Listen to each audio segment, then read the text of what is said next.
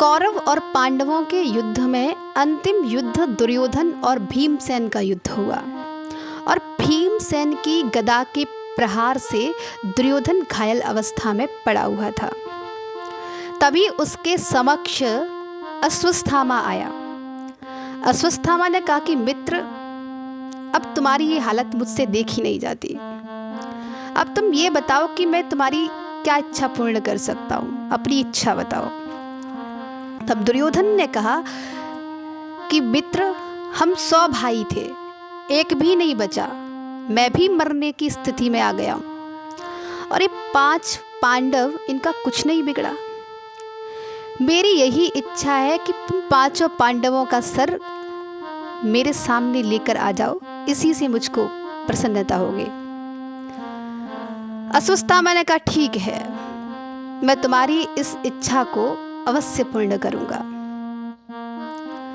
इधर भगवान को पता चल गया, पांडव जिन्होंने अपना सर्वस्व, अपना सब कुछ ठाकुर जी को समर्पित कर दिया था, इसलिए उन्होंने अपने जीवन में कभी किसी बात की कोई चिंता नहीं की, क्योंकि उनकी चिंता स्वयं ठाकुर जी करते थे कि हमें चिंता नहीं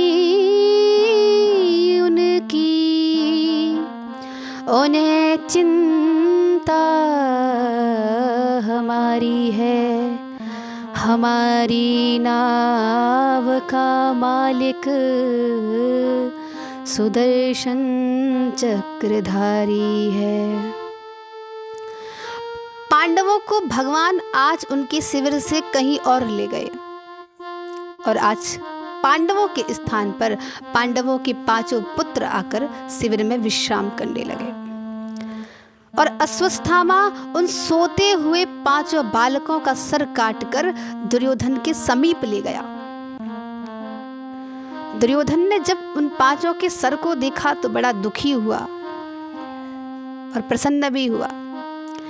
प्रसन्नता इस बात की थी कि अब पांडवों का वंश निर्वंश हो गया। दुख इस बात का था कि अब हमारे भी वंश में कोई पानी देने वाला नहीं बचा। पांडवों का वंश तो समाप्त हो ही गया, लेकिन वो इकलौते वंश थे, क्योंकि हमारा तो कोई बचा नहीं और वो भी चले गए। और उसी अवस्था में दुर्योधन की मृत्यु हो जाती है।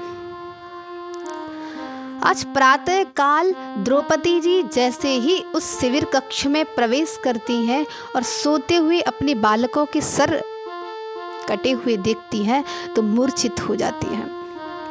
आज द्रौपदी का हृदय फपक पड़ा बंधुओं, रोने लगी, बिलखने लगी कि माता शिशूनां निधनं सुतानां निशम्य घोरं परितप्यमाना।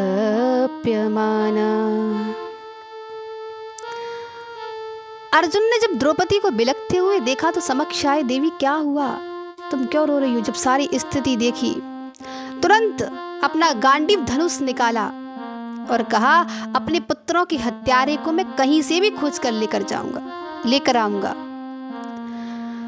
भगवान ने कहा कि अर्जुन, मैं भी तुम्हारे साथ चलूंगा।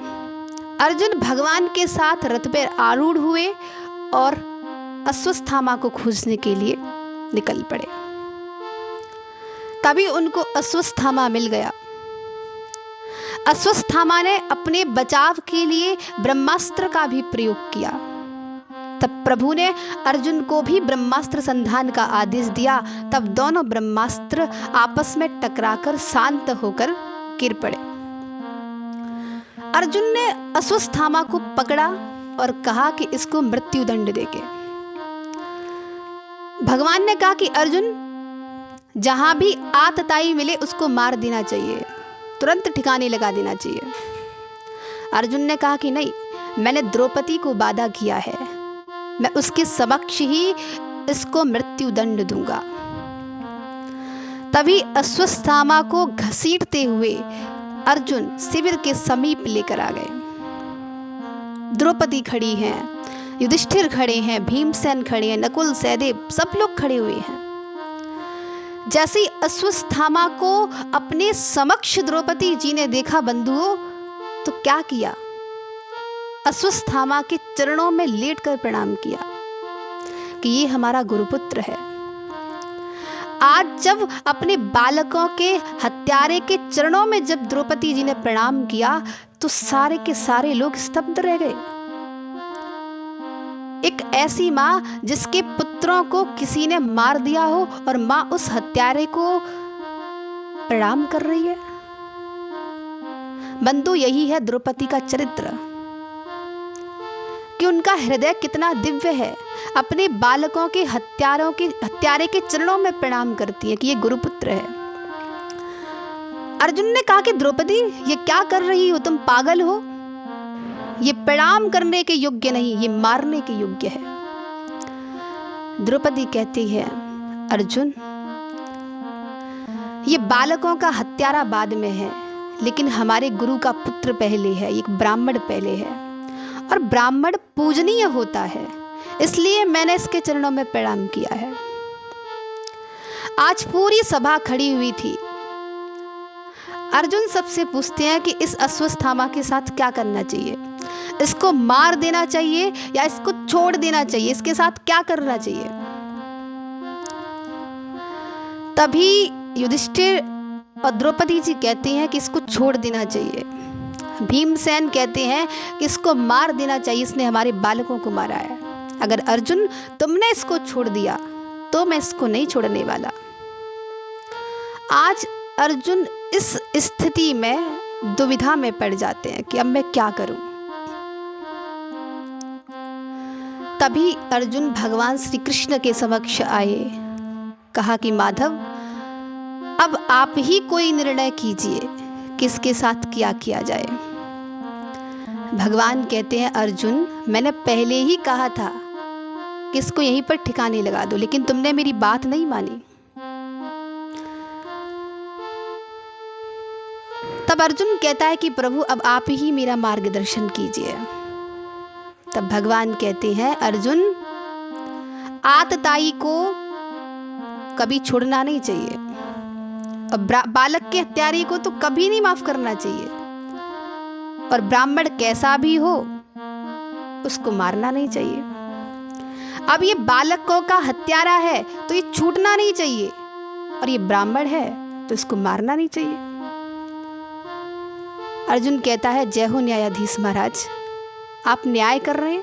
क्या कर रहे हैं आप? एक तरफ कहते हैं कि इसको मार देना भी चाहिए, एक तरफ कहते हैं इसको छोड़ देना भी चाहिए। आप कभी सीधी सीधी बात क्यों नहीं कहते? आप हमारे कन्हैया की महाराज बात ही ऐसी है, खुद भी टेढ़े, इनकी बातें भी ऐसी गोल गोल जलेबी की तरह घुमाती रहती हैं। अर्जुन ने कहा कि प्रभु, आप एक निर्णय कर दीजिए, इसके साथ क्या करना चाहिए। भगवान ने कहा कि अर्जुन, ये बालक का हत्यारा है तो इसको छोड़ना भी उचित नहीं है, और ब्राह्मण है तो इसको मारना भी उचित नहीं है। तब युधिष्ठिर कहते हैं कि द्वारकाधीश बिल्कुल ठीक कह रहे हैं। तब सभी ने मिलकर एक निर्णय किया, और प्रभु ने अर्जुन से कहा कि अर्जुन, समाज में जिसका सामाजिक यश है, सामाजिक प्रतिष्ठा है, उसका सामाजिक अपमान कर देना किसी मृत्यु दंड से कम नहीं होता।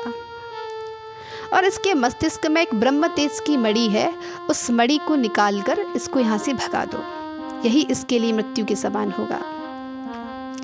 अर्जुन ने यही किया। अर्जुन ने अश्वत्थामा के मस्तिष्क से ब्रह्म तेज की मणि को निकाला और धक्के देकर अपमानित करके बाहर निकाल दिया। रामचरितमानस में गोस्वामी तुलसीदास जी ने कहा है कि यद्यपि जग दारुण दुख नाना, और सबते कठिन जाति अपमाना। समाज में वैसे तो बहुत दुख है, लेकिन सामाजिक अपमान हो जाना, सामाजिक प्रतिष्ठा पर आंच आ जाना एक व्यक्ति के लिए ये सबसे बड़ा दुख होता है। और उस व्यक्ति के लिए ज़्यादा दुख होता है जो प्रतिष्ठित है, जिसका समाज में यश है, एक ओहदा है। आज अश्वत्थामा ने एक निर्णय लिया कि अब मैं पांडवों के वंश को निर्वंश करके मानूंगा, और इस प्रकार अश्वत्थामा वहाँ से चला गया।